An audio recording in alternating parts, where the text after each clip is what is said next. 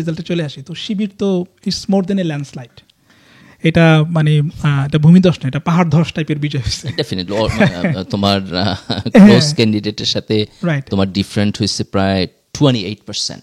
এখানে ছাত্র শিবিরের যে জেনারেশনটা নির্বাচন করছে, তুমি যদি পুরো প্যানেল দেখো তাহলে দেখবা যারা সবাই নিয়মিত ছাত্র। কেউ ধরো যে 7 বছর 8 বছর 10 বছর আগে ক্যাম্পাসে পড়ে রয়েছে, বছরের পর বছর তোমার ফেল করতেছে, এরকম না। এবং সারপ্রাইজিংলি তাদের অনেকের রেজাল্ট ভালো। শিবিরের যে প্যানেল, এটা শিবির সমর্থিত প্যানেল, ঐক্যবদ্ধ শিক্ষার্থী প্যানেল, তারা পজিটিভ ক্যাম্পেইন করছে। যে ধরো একটা ইস্তেহার দিচ্ছে যে তারা কি করবে, কখন, কোনটা তাদের প্রায়োরিটি। তারা প্রতিপক্ষের এগেনস্টে নেগেটিভ কোনো তোমার ক্যাম্পেইন করে নাই। তুলনামূলকভাবে তুমি যদি শিবিরের অন্য প্যানেলগুলো দেখো, তারা নিজেরা কি করবে এইটার চাইতে তুমি শিবিরের কীভাবে ট্যাগ করবে, শিবিরে কীভাবে আটকাবে, এবং ধরো আওয়ামী লীগের ভাষায় কথা বলা, আবার 71 দিয়ে ট্যাগিং করা, মুক্তিযুদ্ধ দিয়ে ট্যাগিং করা, তারা আসলে এই হবে এই হবে ওই হবে, এইসব ট্যাগিং করা। তো যতটা না তাদের নিজেদেরকে প্রমোট করছে, তার চাইতে তারা বেশি শিবিরকে আটকাইতে চাইছে। প্রত্যেকেই কানেক্ট করতে পারছে। ধরো যে ভারত বিরোধী, সে কানেক্ট করতে পারছে, তাই না? যে প্রো জুলাই, সে কানেক্ট করতে পারছে। যে পরিবর্তন চায়, সে কানেক্ট করতে পারছে। যে ভালো ছাত্র, সে কানেক্ট করতে পারছে, তাই না? যে ধরো নন মুসলিম, সেও দেখছে আমি কানেক্ট করতে পারতেছি। যে নন হিজাবি, সেও দেখতেছে আমি কানেক্ট করতে পারতেছি। তো এই রিপ্রেজেন্টেশনটা মিলাইয়া শিবিরের যে একটা ইনক্লুসিভিটি এবং একটা জেনারেলাইজেশন, যে আমি সবাইরে নিয়ে আর সবার মতো করে কাজ করতে চাই, এইটা আমি মনে করি একটা খুব পাওয়ারফুল মেসেজ দিচ্ছে, যেই কারণে এই মোর দ্যান ল্যান্ডস্লাইড ভিক্টরি আমরা দেখলাম। এখানে একটা ইন্টারেস্টিং কোয়েশ্চেন, সেটা হচ্ছে যে শিবির হঠাৎ করে এত ভালো হয়ে গেল কীভাবে? মানে খারাপ ছিল মানে কি, আগে কখন খারাপ ছিল?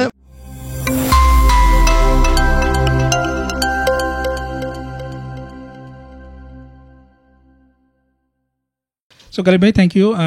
আজকে আমাদের ফলো আপ আড্ডা, ডাকসুর আগের আড্ডা, তার ফলো আপ, যে আমরা ইলেকশনের আগে একটা আড্ডা দিয়েছিলাম। আমরা তখন ডাকসু ইলেকশনটা কেন ইম্পর্টেন্ট, ডাকসুতে আমাদের প্যানেলগুলো কেমন হইলো, এগুলো নিয়ে আমরা কথা বলছি। তো এখন তো ডাকসু হয়ে গেল, ইলেকশন হয়ে গেল, এবং আমাদের সামনে রেজাল্ট আছে, খুবই ইন্টারেস্টিং রেজাল্ট। সো ভালো নির্বাচন হয়েছে, ভালো নির্বাচন হয়েছে। হ্যাঁ, আচ্ছা আপনি বলেন নির্বাচনটা কেমন হয়েছে বলে আপনার মনে হয়? Very good, I mean peaceful হয়েছে, তাই না? আমরা বোধহয় সর্বশেষ ডাকসু দেখছি 2019-এ, এবং সেটা হচ্ছে আওয়ামী লীগের সময় ছাত্রলীগ ছিল ক্যাম্পাসে। ভোট হচ্ছে তোমার ফেয়ার হয় নাই, এবং খুব সম্ভবত ভাগাভাগি করছে। নেগোসিয়েশন হয়েছে, আমার নেগোসিয়েশন, কাকে কোন সিট দিবে, কাকে কোন সিট দিবে, এরকম মানে ভিপি ছেড়ে দেওয়া যে স্ট্রাকচার, একটা নেগোসিয়েশন হয়েছে। পারফেক্ট ভোট হয় না, কিন্তু তার এগেনস্টে যদি আমরা দেখি কয়েকটা জিনিস এবার খুব অসাধারণ। একটা হলো টোটাল ক্যাম্পেইনের টাইমটা, এবং তুমি নির্বাচনের সময়টা যদি দেখো, মানুষের মধ্যে একটা আনন্দ ছিল, তাই না? একটা উৎসব ছিল, একটা আমেজ ছিল। তো এটা একটা খুব ওয়ান্ডারফুল জিনিস। কম্পিটিটিভ হয়েছে নির্বাচনী প্রচারণার সময়টা, ফলাফল কম্পিটিটিভ হয় নাই, কিন্তু নির্বাচনী প্রচারণার সময়টা খুব কম্পিটিটিভ হয়েছে। সকল প্রার্থীরা ক্যাম্পেইন করছে। নির্বাচনের দিনে একেবারে সকালবেলা আমি দেখছি যে লম্বা লাইন পড়ে গেছে, তোমার ভোটাররা আসছে, এবং ভোটার টার্ন আউট হয়েছে তোমার বোধহয় 78% ফাইনালি। 83% হচ্ছে তোমার ছেলে, এবং 68% হচ্ছে তোমার মেয়েদের ভোট। সো এই টার্ন আউটটা যদি আমরা দেখি, এটা একটা wonderful turn out, zero violence. Bullying হয়েছে, তোমার অনলাইন বুলিংয়ের ব্যাপারে অনেকগুলো হ্যারাসমেন্টের ব্যাপারে কথাবার্তা আসছে। So that was something negative জিনিস, যেটা না হলে ভালো হতো। কিন্তু ফিজিক্যাল ভায়োলেন্স বলতে আমরা যেটা ক্যাম্পাসে বুঝি, সেটা কিন্তু শেষ পর্যন্ত হয়নি। কিছু টেন্স টাইম আসছে, কিন্তু ওভারঅল হয়নি। তো এই যে 78% টার্ন আউট হইলো, আমার বোধ হয় যে এটা একটা বিশাল সিগনিফিকেন্স আছে, প্রোভাইডেড দ্যাট আমরা কিন্তু হচ্ছে আওয়ামী লীগকে বাদ দিয়ে নির্বাচন করছি, ছাত্রলীগকে বাদ দিয়ে নির্বাচন করছি। শুধু আওয়ামী লীগ না, আওয়ামী লীগের সাথে যেগুলো তোমার ওই যে 14 দলীয় জোটের মধ্যে যারা ছিল, তাদের ছাত্র সংগঠনগুলো বাদ গেছে, জাতীয় পার্টির ছাত্র সংগঠন এখানে নাই। এবং তারা কিন্তু লাস্ট ইলেকশন 2008 যদি আমি মোটামুটি ধরি, 2008ও ফেয়ার ইলেকশন হয়নি, কিন্তু মোটামুটি যদি একটা ধরো, সেখানে কিন্তু 50% উপরে ভোট পাইছিল। তাহলে 50%-এর উপরে যারা ভোট পাইছে, তারা এখন এই নির্বাচনে নাই। তাদের কামের কারণে নাই, আকামের কারণে নাই আর কি, ডিজার্ভ ইট, কিন্তু ফর গুড রিজন এবং ফর ভ্যালিড রিজন, এবং তার এগেনস্টে তুমি এখন দেখতে পাইতেছো যে 80% লোক হচ্ছে ভোট দিতেছে। তার মানে আসলে এই যে আওয়ামী লীগের একটা ফ্যাসিস্ট সরকারের মধ্য দিয়ে তার যে পতন, এই পতন বাংলাদেশের যে ডেমোক্রেটিক ডেমোগ্রাফি, এটার উপর কোনো ইম্প্যাক্ট নাই, যে মানুষ এটাকে ওভারকাম করে যাইতে চাইতেছে, রাইট? কারণ এটা ধরো যে এরকম হইতো যে তুমি আওয়ামী লীগের জোর করে সরাই দিচ্ছ, কিন্তু still people love them and like them, তাহলে হয়তো তুমি দেখতে যে 40% টার্ন আউট হয়েছে, 50% টার্ন আউট হয়েছে, 60% টার্ন আউট হয়েছে, 40% আসে নাই। নির্বাচনে, তাহলে তুমি বুঝতে যে সামথিং ইজ হ্যাপেনিং। কিন্তু যখন 80% টার্ন আউট হয়, দ্যাট ক্লিয়ারলি শোজ যে তুমি আসলে এটা ওভারকাম করে যাইতেছো। এবং তার মানে হচ্ছে যে তুমি আওয়ামী লীগ তো 3টা ইলেকশন চুরি করছে, তুমি যদি আওয়ামী লীগের 3টা ইলেকশনের বাইরে রাখো, তাহলে যেটা হবে যে বাংলাদেশের মানে ভোটিং ডেমোগ্রাফি এটা তোমার রিঅর্গানাইজ হবে এই সময়ের মধ্যে দিয়া। এবং এর মধ্যে যদি তুমি আওয়ামী লীগের বিচার করতে পারো, যে তার যেটুকু প্রায়শ্চিত্ত, যেটুকু সে কমপ্লিসিট, এটুকুর বিচার হবে, তারপর বিচার হওয়ার পর তাকে তুমি রিকনসিলিয়েশনের মধ্যে দিয়ে আনবা, তারপর সে আবার নতুন করে এখানে আসবে।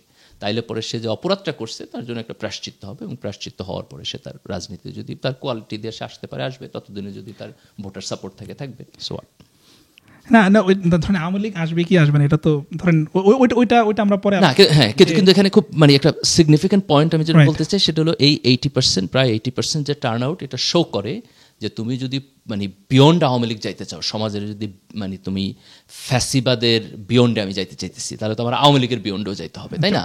এবং সেই যাওয়াটার একটা ক্লিয়ার পপুলার সিগন্যাল এবং সাপোর্ট তুমি ডাকসু নির্বাচনের মধ্যে দিয়ে দেখতে। হ্যাঁ, এটা পোস্ট আওয়ামী লীগ আমরা বলতে পারি যে পোস্ট আওয়ামী লীগ এবং পোস্ট ফ্যাসিজম। হ্যাঁ, post Awami League post fascism একটা পিরিয়ডে আমরা এখন ঢুকে গেছি। এবং কাইন্ড অফ তুমি বলতে পারো যে পোস্ট ভারতীয় আধিপত্যবাদ। এক্স্যাক্টলি, মানে সব অল টুগেদার। এবং এখানে কিন্তু এটা পয়েন্ট নোটেড যে তারা কিন্তু ইলেকশনে না আসার ব্যাপারে মানে তাদের অনলাইনে আওয়ামী লীগের লোকজন তারা কিন্তু এখানে প্রোপাগান্ডা করছে যে না আসা, এই ইলেকশন বয়কট করা, এই টাইপের এগুলো কিন্তু করছে তারা। তো তার মানে হচ্ছে যে আপনি যেটা বললেন যে মোর দেন 55% তাদের ভোট ছিল লাস্ট 2008 ইলেকশনে।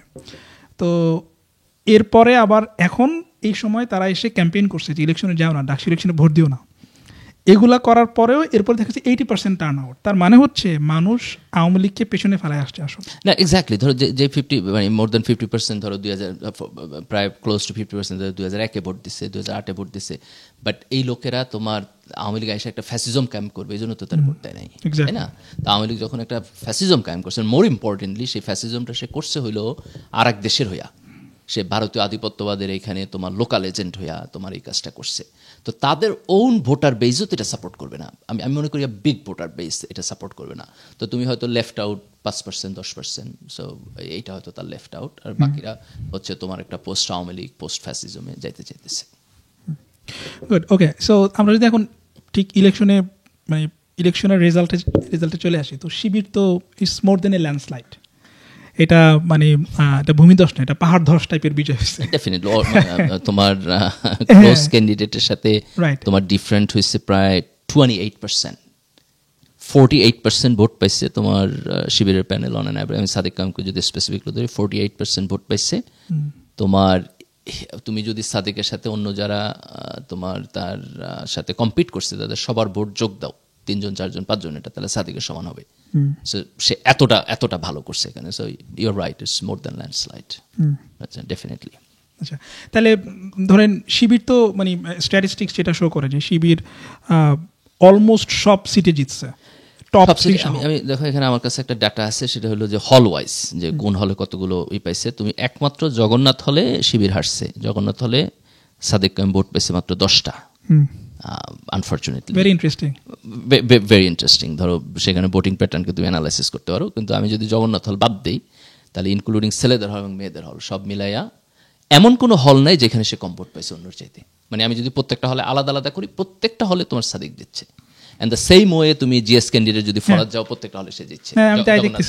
এবং সেম যদি তুমি মহিউদ্দিনের যাও, তার সে জিতছে। এবং শিবিরের যে টোটাল প্যানেল ছিল, সেই প্যানেল থেকে তোমার বাদ পড়ছে বোধহয় 3 জন। তোমার সম্পাদকীয় পোস্টে যে 12 জনকে ইলেকশন করছে, তার মধ্যে 3 জন বাদ পড়ছে, 9 জন তোমার জিতছে। তাদের সদস্যদের 13 জনের মধ্যে 11 জন জিতছে। হলগুলোতে যদি যাও, আমার বোধ হয় যে 80-90% শিবির জিতছে। তো ইট লুকস লাইক যে শুধু যে 1-2 জন ব্যক্তিরে তাদের ব্যক্তিগত পারফরমেন্সের কারণে ভোট দিছে, পছন্দ করছে, বিষয়টা এরকম না।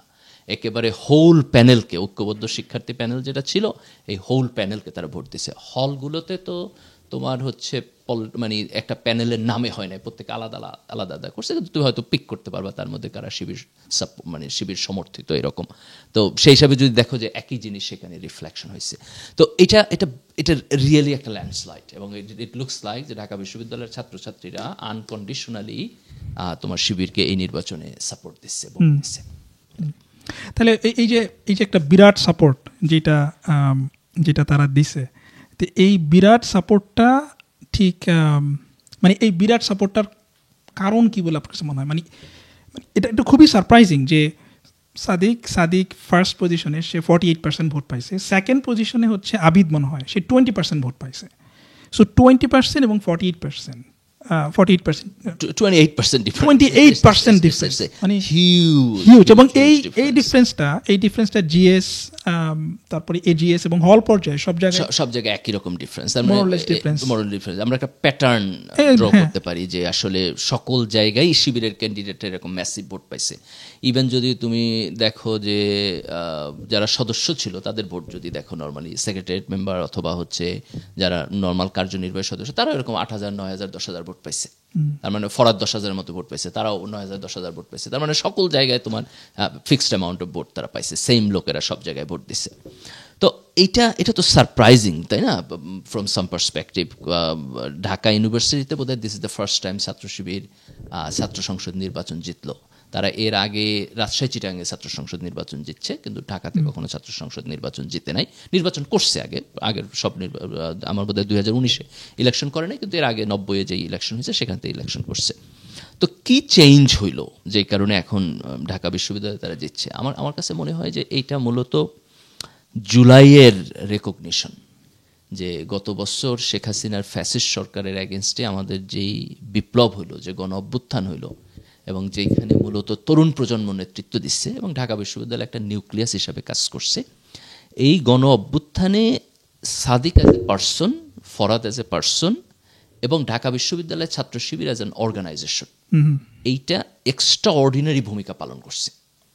এইখানে তোমার একটা কম্পোনেন্ট তো হলো হাসিনার এগেনস্ট একটা লম্বা সময় রাজনৈতিক আন্দোলন হয়েছে, বিএনপি করছে, জামাত করছে, শিবির করছে, ছাত্রদল করছে, এটা একটা কম্পোনেন্ট। আর একটা কম্পোনেন্ট হলো যে জুলাইয়ে বৈষম্যবিরোধী ছাত্র আন্দোলনের হাত দিয়া যে আন্দোলনটা শুরু হয়েছে, যেটা পরবর্তীতে সারা দেশে ছড়াই গেছে।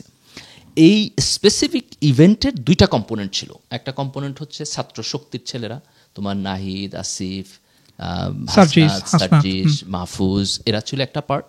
আরেকটা পার্ট ছিল তোমার সাদেক, ফরহাদ, জোনায়েদ, রিফাত, এরা একটা পার্ট ছিল যারা মূলত ছাত্র শিবির থেকে আসা। এই দুইটা পার্ট একসাথে আন্দোলনটাকে ডিজাইন করছে এবং নেতৃত্ব দিচ্ছে। এবং এই ডিজাইনের জায়গায় তোমার ফাউন্ডেশনের ভূমিকাটা পালন করছে ঢাকা বিশ্ববিদ্যালয়ের ছাত্র শিবির, নাহিদদেরকে সামনে রেখে। নাহিদ যেটা ফ্রন্ট ফেস ছিল, তার আন্দোলনের মুখপাত্র ছিল, তার আন্দোলন সামনে থেকে কোঅর্ডিনেট করছে, কিন্তু এইটাকে তাদের সাথে একটা টিমওয়ার্ক কইরা পুরো আন্দোলনটা কোঅর্ডিনেট করছে তোমার ছাত্র শিবির। তো এই যে ছাত্র শিবিরের কন্ট্রিবিউশন জুলাইয়ে এই তোমার ফ্যাসিজম থেকে আমাদের বের হয়ে আসায়, আমার কাছে মনে হয় যে ঢাকা বিশ্ববিদ্যালয়ের ছাত্ররা এবং ছাত্রীরা ইকুয়ালি এইখানে রেকগনাইজ করছে যে ঢাকা বিশ্ববিদ্যালয়ের শিবির এটার ক্রেডিট ডিজার্ভ করে। তো এই জুলাইয়ের এই যে রেকগনিশন, এই পুরাটাই আমি মনে করি ভোটের মধ্যে দিয়ে আসলো। এইখানে ছাত্র শিবিরের সাথে তাহলে কম্পিটিটর কে ছিল? যেহেতু হচ্ছে তোমার নাহিদ, আসিফরা একসাথে ছিল, তাহলে কম্পিটিটর হলো এনসিপি এবং তাদের ছাত্র সংগঠন বাকশাস, এটা তাদের কম্পিটিটর ছিল। তো বাকশাস তো আসলে ভোট পায় নাই, তাই না? বাকশাস বোধহয় কাদের ভোট পাইছে কত, 1,000 মতো ভোট পাইছে আমি লাস্ট যতটুকু দেখলাম। আর হচ্ছে বাকের বোধহয় আরেকটু ভোট পাইছে, 2,000-এর মতো ভোট পাইছে যদি দেখো, কম্পেয়ার টু যেখানে সাদেক 14,000 ভোট পাইছে আর হচ্ছে তোমার ফরহাদ 10,000-এর মতো ভোট পাইছে। তো এই যে বাক্সা সেখান থেকে অলমোস্ট আউট হয়ে গেল, তারা একেবারে তোমার কোনো মানে সেকেন্ড থার্ড পজিশন আসতে পারে নাই। এই জায়গায় তার মানে হলো জুলাইয়ের টোটাল রিকগনিশনটা শিবিরের দিকে গেছে। কেন গেছে? আমার বোধহয় দুইটা কারণ। একটা কারণ হলো যে সাদেক যেই লেভেলের তোমার হচ্ছে জুলাইয়ের ফিগার, এইখানে যারা নির্বাচন করছে তারা ওই লেভেলের জুলাইয়ের ফিগার না, এটা হচ্ছে একটা জিনিস। আর একটা কারণ আমার কাছে মনে হয়েছে, সেটা হলো যে জুলাইয়ের গণ অভ্যুত্থানের পরে নাহিদ, আসিফ ওদের দিক থেকে, এনসিপির দিক থেকে শিবিরের এই ভূমিকাটাকে অস্বীকার করার একটা প্রবণতা দেখা গেছে। প্রথম দিকে তারা স্বীকার করছে, কিছুটা রেকগনাইজ করছে, তারপর একটা সার্টেন টাইমে যখন কনফ্লিক্টিং পলিটিক্যাল ইন্টারেস্ট গ্রো করছে, তখন তারা এটাকে একেবারে মানে সোজা সাপটা তোমার নাকচ করছে, ডিনাই করে দিয়েছে, সোজা সাপটা একদম ডিনাই করে দিয়েছে। এবং 9 দফা নিয়ে কথা রয়েছে, তাই না? ফরাদের স্টেটমেন্ট আছে, সেখানে তুমি যদি কাদের রোল দেখো তার এগেনস্টে, তো তারা এখানে উদারতা দেখাইতে পারে নাই, সত্যটাকে স্বীকার করতে পারে নাই। আসিফ বই লিখছে, সেই বইয়ে তোমার সাদিক কায়েমের ছবি কেটে দিচ্ছে।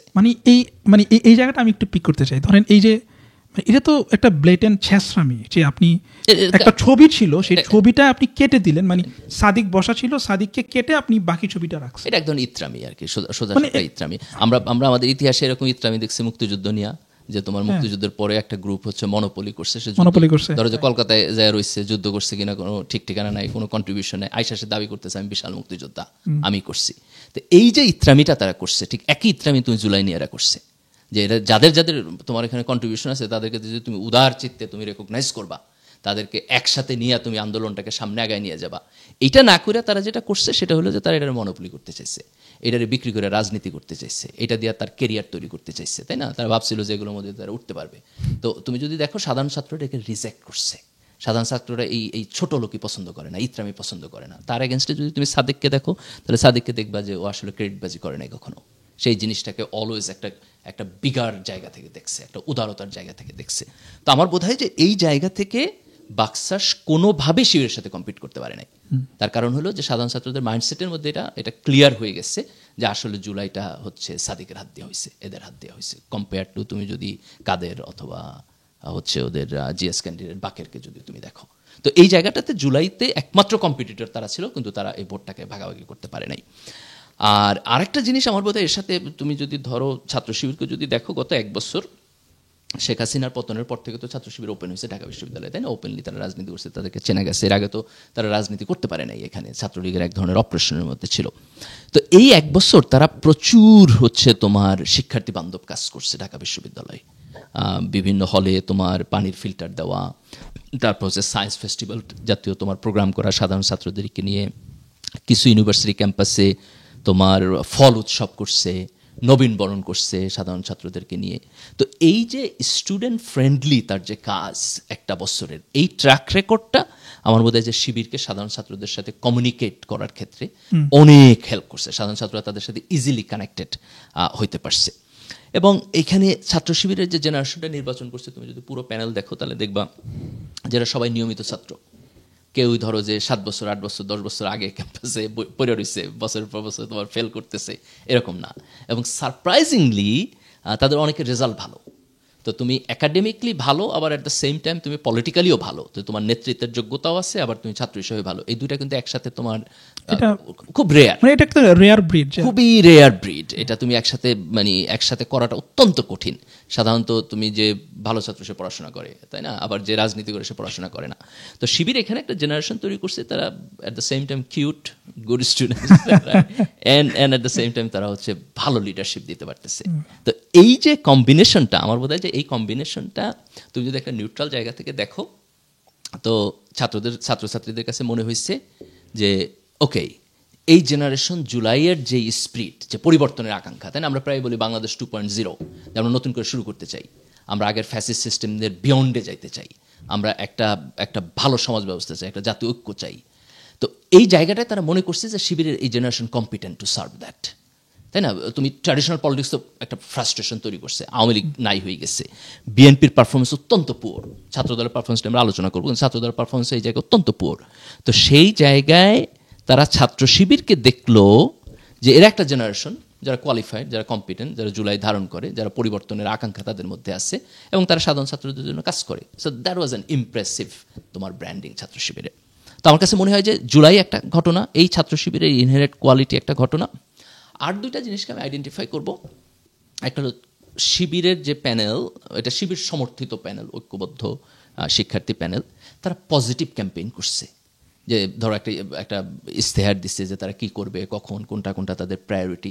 তারা প্রতিপক্ষের এগেনস্টে নেগেটিভ কোনো তোমার ক্যাম্পেইন করে নাই। তুলনামূলকভাবে তুমি যদি শিবিরের অন্য প্যানেলগুলো দেখো, তারা নিজেরা কি করবে এইটার চাইতে তুমি শিবিরের কীভাবে ট্যাগ করবে, শিবিরে কীভাবে আটকাবে, এবং ধরো আওয়ামী লীগের ভাষায় কথা বলা, আবার 71 দিয়ে ট্যাগিং করা, মুক্তিযুদ্ধ দিয়ে ট্যাগিং করা, তারা আসলে এই হবে ওই হবে এইসব ট্যাগিং করা। তো যতটা না তাদের নিজেদেরকে প্রমোট করছে, তার চেয়ে তারা বেশি শিবিরকে আটকাইতে চাইছে। এই নেগেটিভের এগেনস্টে শিবিরের যে পজিটিভ ক্যাম্পেইন, আমি মনে করি যে পজিটিভ ক্যাম্পেইনটা সাধারণ ছাত্ররা মোর এটার সাথে কানেক্ট হতে পারছে, রেজোনেট হতে পারছে, তাদের যে পরিবর্তনের আকাঙ্ক্ষা সেটার সাথে তারা এটা মিলাইতে পারছে। এবং ফাইনালি আমি মনে করি শিবির একটা অসাধারণ সিগন্যাল দিচ্ছে। সেই সিগন্যালটা হলো যে শিবির সমাজের সবাইকে নিয়ে কাজ করতে চায়, রেপ্রেজেন্টেশন। ধরো তুমি বিশ্ববিদ্যালয়ে গেলা, বিশ্ববিদ্যালয়ের ছাত্রদের মধ্যে তুমি দেখবা কেউ স্কুল ব্যাকগ্রাউন্ড থেকে আসছে, কেউ মাদ্রাসা ব্যাকগ্রাউন্ড থেকে আসছে, মেয়েদের মধ্যে দেখবা কেউ হিজাব পরে, কেউ পরে না, এখানে দেখবা মুসলিম আছে, নন মুসলিম আছে, বাঙালি আছে, অবাঙালি আছে। তো শিবির একটা সিগন্যাল দিতে চেষ্টা করছে, সেটা হলো যে আমরা সাধারণ শিক্ষার্থীদের মধ্যে যে কম্পোজিশন আছে তাদের সবাইকে নিয়ে কাজ করতে চাই। শিবিরের প্যানেলে তারা একটা ছেলেকে নিয়ে আসছে, সে বুদ্ধিস্ট, তার মনোনয়ন দিচ্ছে তার প্যানেলে। শিবিরের এখানে যেমন একেবারে তোমার নিকাব পরা হিজাবি মেয়ে আছে, ছাত্রী আছে, ঠিক একইভাবে তোমার হিজাব পরে না এরকম ছাত্রীর কথা নিয়ে আসছে এবং তাদের সাথে তারা একসাথে কাজ করছে। তো এইটা আমি মনে করি যে এই যে একটা ছাত্র সমাজ যারা জুলাইয়ের কারণে অলরেডি শিবিরের সাথে কানেক্টেড, তারা যখন এটাকে দেখছে তখন তাদের কাছে মনে হয়েছে ওয়াও, এটা তো খুবই ভালো, আমার সাথে মিলে, তাই না, আমার কম্পোজিশনের সাথে প্রত্যেকেই কানেক্ট করতে পারছে। ধরো যে ভারত বিরোধী সে কানেক্ট করতে পারছে, তাই না, যে প্রো জুলাই সে কানেক্ট করতে পারছে, যে পরিবর্তন চায় সে কানেক্ট করতে পারছে, যে ভালো ছাত্র সে কানেক্ট করতে পারছে, তাই না, যে ধরো নন মুসলিম সেও দেখছে আমি কানেক্ট করতে পারতেছি, যে নন হিজাবি সেও দেখতেছে আমি কানেক্ট করতে পারতেছি। তো এই রিপ্রেজেন্টেশনটা মিলাইয়া শিবিরের যে একটা ইনক্লুসিভিটি এবং একটা জেনারেলাইজেশন, যে আমি সবাইরে নিয়ে আর সবার মতো করে কাজ করতে চাই, এইটা আমি মনে করি একটা খুব পাওয়ারফুল মেসেজ দিচ্ছে, যেই কারণে এই মোর দ্যান ল্যান্ডস্লাইড ভিক্টোরিয়া আমরা দেখলাম। এখানে একটা ইন্টারেস্টিং কোয়েশ্চেন, সেটা হচ্ছে যে শিবির হঠাৎ করে এত ভালো হয়ে গেল কি হবে? মানে খারাপ ছিল মানে কি, আগে কখন খারাপ ছিল? মানে ধরেন যে আপনি যে পয়েন্টগুলো বলছেন যে শিবির এই মানে তার রিজনস 4-5টা রিজন যেগুলো বলছেন, মানে তো শিবির কি এরকম ভালোই ছিল নাকি ওভার টাইম তারা ভালো হয়েছে? মানে ঢাকা বিশ্ববিদ্যালয়ের Chhatra Shibir for a very very long time এই স্ট্যান্ডার্ড মেইনটেইন করে। তার মানে কি এটা যে কিন্তু এই স্ট্যান্ডার্ডটা ভিজিবল হয় নাই। কেন ভিজিবল হয় নাই? কারণ হলো তোমার রাজনৈতিক পরিবেশ ছিল অপ্রেসিভ। যেমন তুমি ধরো, তুমি একটা হাইপোথেটিক্যাল চিন্তা করো, তুমি ডাকসু ক্যাম্পেইনে গেলা, ক্যাম্পেইনে যাওয়ার পর ক্যাম্পাসে বিশাল একটা মারামারি হলো। মারামারি করার পর প্রথম আলো বিশাল করে হেডিং দিল যে ঢাকা বিশ্ববিদ্যালয়ে স্বাধীনতা বিরোধীদেরকে সাধারণ ছাত্ররা প্রতিহত করছে। তারপর এক গ্রুপের তুমি দেখলা যে হলো শহীদ মিনারে দাঁড়ায় গেল, আর এক গ্রুপের অপরাজয় বাংলার পাদদেশে দাঁড়ায় গেল। তারপর বিশিষ্ট 272 জন বুদ্ধিজীবী তোমার বিবৃতি দিল। এটা তো ওদের একটা টেমপ্লেট ছিল, যেভাবে তোমার শিবিরের অপ্রেস করছে সারা জীবন, তাই না? তুমি যেমন এবার নির্বাচনে দেখছো না যে কি সাদেক পাকিস্তানি বলে স্লোগান দিচ্ছে, ওই পুরাতন টেমপ্লেটকে তারা ইউজ করতে চাইছে। যেটা এবার পারে নাই সেটা হলো ভায়োলেন্স করতে পারে নাই। তার কারণ হলো জুলাইয়ের আকাঙ্ক্ষাটা মানুষের মধ্যে এত বেশি যে তুমি এইখানে ভায়োলেন্সের মধ্যে দিয়ে এটাকে তুমি অপ্রেস করবা, এটা সাধারণ ছাত্ররা মানবে না। ছাত্রলীগের পিটাই বের করে দিয়েছে ক্যাম্পাস থেকে, এই স্মৃতি সবার মানে তোমার মাইন্ডসেটে তরতাজা। তো তুমি যখন ভায়োলেন্স করতে পারতেছো না, তখন তো ছাত্র শিবিরের এই কম্পিটিটিভ নেচারটা মানুষের কাছে ম্যানিফেস্টেশন হয়েছে। তাদের এই কোয়ালিটিটা আগে থেকেই ছিল। তুমি এবার খুব ইন্টারেস্টিংলি তুমি যদি ধরো সাদিকের আগে যে সভাপতি ছিল রিফাত, তার আগের যে সভাপতি ছিল, তার আগের যে সভাপতি ছিল, এদেরকে যদি তুমি দেখো, জোনায়েদকে যদি দেখো, দেখবে সবাই একই প্যাটার্নের, তারা ভালো leader, at the same time তারা ভালো ভালো স্টুডেন্ট। ওকে, তার মানে হলো আপনি বলতেছেন যে জুলাইয়ের পরে যেহেতু একটা ওপেন এনভায়রনমেন্ট আসছে, এই ওপেন এনভায়রনমেন্টটা শিবির মানে শিবিরের যেই কোয়ালিটি ছিল আগ থেকেই, সেটার ম্যানিফেস্টেশনটা এখন ওপেন এনভায়রনমেন্টের কারণে নিশ্চিত হয়েছে। এক্স্যাক্টলি। এটা আগে থেকে ছিল, কিন্তু তুমি হচ্ছে যে মানে তুমি ধরো যে তুমি একটা রাজনৈতিক দল, সে হলো একটা কম্পিটেন্ট পলিটিক্স করে। এখন তুমি যদি তুমি একটা ভায়োলেন্ট যুদ্ধক্ষেত্র দাও, তাহলে তো তোমার কনস্ট্রাকটিভ রাজনীতির জায়গা থাকে না। তুমি তারে ঠেলে দিতেছো একটা মানে আনইভেন চয়েসের ক্ষেত্রে, তাই না? তো এখন যেহেতু একটা ভালো গণতান্ত্রিক এনভায়রনমেন্ট আসছে, তার ফলে তার কনস্ট্রাকটিভ রাজনীতিটা করার সুযোগ পেয়েছে। তার মানে এখানে তো আরেকটা কোয়েশ্চেন তাহলে রেলেভেন্ট, সেটা হচ্ছে যে যদি আবার একটা ডিফারেন্ট এনভায়রনমেন্ট আসে, তার মানে শিবির কি আবার নাই হয়ে যাবে আগের মতো? শিবির নাই হয়ে যাবে না। তারা যেমন ধরো, এটার তো খুব সিম্পল উত্তর হলো আওয়ামী লীগের যেই 15-16 বছরের ফ্যাসিবাদ, তার মধ্যে কি শিবির নাই হয়ে গেছে? এর চাইতে তো অপারেশন আগে, মানে শিবির তো ভিজিবল ছিল না, কিন্তু ভিজিবল ছিল না। তার মানে তুমি যদি এখানে আবার একটা অপারেশন আনো, যে তুমি আর একটা ফ্যাসিবাদ কায়েম করবা, তাহলে মানে that will be very hard for Shibir. কিন্তু তোমার যদি একটা গণতান্ত্রিক কম্পিটিটিভ এনভায়রনমেন্ট থাকে, তাহলে শিবির ভালো করবে। এবং এখানে আরেকটা ইন্টারেস্টিং জিনিস তোমাকে মনে রাখতে হবে, সেটা হলো যে হয় কি, শোনো, একটা বাজে রাজনীতি আর একটা রাজনীতির বাজে বানায় ফেলে, আর একটা ভালো রাজনীতি আর একটা রাজনীতির ভালো বানায় ফেলে। তো তার ফলে তুমি দেখবা যদি এখানে গণতান্ত্রিক এনভায়রনমেন্ট থাকে, তাহলে শিবিরের এই নেচারের কারণে অন্য সবাই তোমার হচ্ছে পজিটিভ কন্ট্রিবিউশন আসতে বাধ্য হবে। যেমন তুমি ছাত্রদলের প্যানেলের দিকে তাকাও, ছাত্রদল এবার প্যানেল দিচ্ছে মোটামুটি ইয়াংদেরকে দিয়া, তাই না? একেবারে নিচ থেকে উঠে নিয়ে এসে তাদেরকে দিতে ভালো প্যানেল দিচ্ছে তারা, ভালো প্যানেল। তো এটা তো দিতে তারা বাধ্য হয়েছে শিবিরের কম্পিটিশন। এবার যে নির্বাচনে হারলো, তো আমি তো মনে করি যে মানে তারা যদি আত্মপর্যালোচনা করে, তাহলে অনেকগুলো জায়গায় মানে তাদেরকে তোমার এটাকে রিঅর্গানাইজ করতে হবে, এবং সেই রিঅর্গানাইজটা রাজনীতির জন্য ভালো হবে, তোমার ওভারঅল পলিটিক্সের জন্য ভালো হবে। তার মানে আপনি কি বলতেছেন শিবিরের একটা পজিটিভ প্রেশার আছে, যেটা আমাদের ওভারঅল পলিটিক্সকে ইম্প্যাক্ট করতে? এক্স্যাক্টলি, আমি ইনক্লুডিং ছাত্রদল এভরিবডি। আমি মনে করি যে ঢাকা বিশ্ববিদ্যালয়ের শিবির এই যে ডাকসু নির্বাচনে জিতলো, এইটা বাংলাদেশের ওভারঅল রাজনীতিতে একটা কম্পিটিটিভ এনভায়রনমেন্ট তৈরি করবে। যে ধরো এখন আরেকটা সংগঠন চিন্তা করবে, তুমি যদি সাধারণ ছাত্রদের জন্য কাজ না করো তাহলে তুমি ইলেকশন জিততে পারবে না, তুমি যদি তোমার পারফরমেন্স না দেখো তাহলে ইলেকশন জিততে পারবে না। ধরো প্রোটোটাইপটা আগে, প্রোটোটাইপ হলো যেমন ধরো একটা জিনিস খুব ইন্টারেস্টিং জিনিস এখানে আলোচনা আছে, তুমি ধরো তুমি রাজনীতি করো, তুমি কী করো? আমাদের সময় যেটা দেখা গেছে যে তুমি ধরো সকাল 9টায় বের হইলা হল থেকে, 10টার সময় গুইরা চাটা খাইলা, 11টার সময় মধুতে গেলা, 2টা পর্যন্ত তুমি মধুতে গাজাইলা, বইয়া চা খাইলা, সিগারেট খাইলা, গল্প করলা, 3টার সময় আবার হলে ফেরত এলা, ক্লাসও করতে যাও নাই কিন্তু। তো এখন এই যে তোমার রাজনীতি, তাহলে তুমি 9টা পর্যন্ত 3টা পর্যন্ত, সকাল 9টা থেকে 3টা পর্যন্ত যে রাজনীতিটা করলা, এই রাজনীতি কোনো আউটপুট আছে? এই রাজনীতি তোমার টাইম কোনো কামে লাগছে? তোমার কোয়ালিটি বাড়াইছে? তোমার কোনো স্কিল আছে? কিছুই তো নেই। এখন এই রাজনীতি কেন করে এরা? কারণ এটার কম্পিটিটর নেই। এখন ধরো যে শিবির একটা এক্সাম্পল সেট করলো যে তুমি যদি রেগুলার স্টুডেন্ট না হওয়ার, ভালো ছাত্র না হও, তোমার রেজাল্ট যদি ঠিক না থাকে, তাহলে তোমার সামনের দিনে ছাত্ররা ভোট দিব না। যে তুমি ধরো ফেল টু মার্কের স্টুডেন্ট, তুমি আইসে পলিটিক্স করতে, তোমার ভোট দিব না, ধরে নাও। তুমি যদি আনস্মার্ট হও, তোমার ভোট দিব না। সোচ্চারের যে সার্ভে, সেখানে কিন্তু খুব ক্লিয়ারলি আসছে ব্যক্তিত্ববান লোকদেরকে মানুষ পছন্দ করে, যাদের পার্সোনালিটি ভালো। এখন একটা ছাত্র যদি এটা জানে যে আমি ধরো ছাত্র দলের ইউনিভার্সিটির প্রেসিডেন্ট, ডাজন্ট ম্যাটার, মানুষ আমার ভোট দিব না যদি আমার রেজাল্ট ভালো না হয়, তাহলে তোর পড়াশোনায় যাইতে হবে। তো পড়াশোনায় গেলে তো মধুতে যায় 15 ঘন্টা কাজ যাইতে পারবো না, তাহলে রাজনীতি চেঞ্জ হয়ে গেল না? তো আমি মনে করি it's a powerful contribution to বাংলাদেশের স্টুডেন্ট পলিটিক্স হবে যদি ছাত্র শিবিররা কন্টিনিউ করতে পারে।